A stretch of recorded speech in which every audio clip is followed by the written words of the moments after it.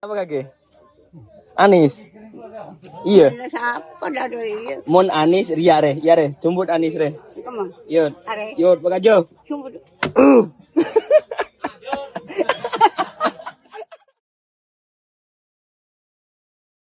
Pemilihan umum calon presiden dan wakil presiden 2024 baru saja selesai di beberapa daerah di Indonesia. Antusiasme warga Indonesia yang sudah memantapkan pilihannya tampak tak terbendung.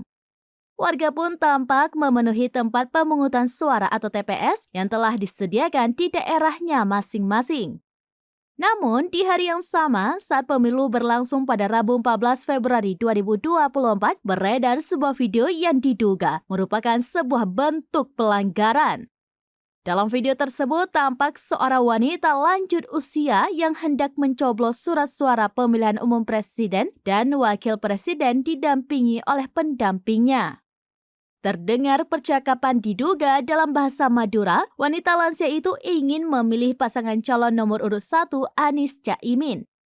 Lantaran penglihatannya yang sudah tidak normal, wanita lansia tersebut meminta arahan dari pendampingnya untuk mencoblos.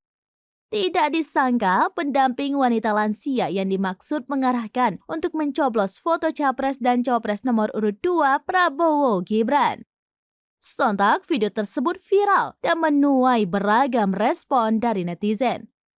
Tidak sedikit yang menyayangkan aksi itu dan mengecam kelakuan pendamping dari wanita lansia tersebut.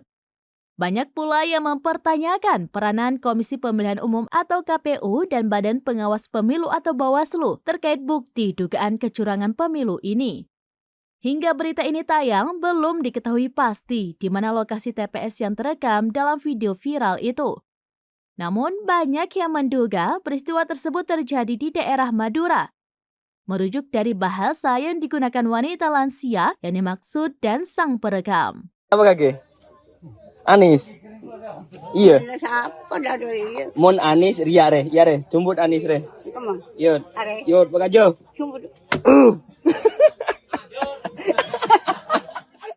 Download Tribun X sekarang, menghadirkan lokal menjadi Indonesia.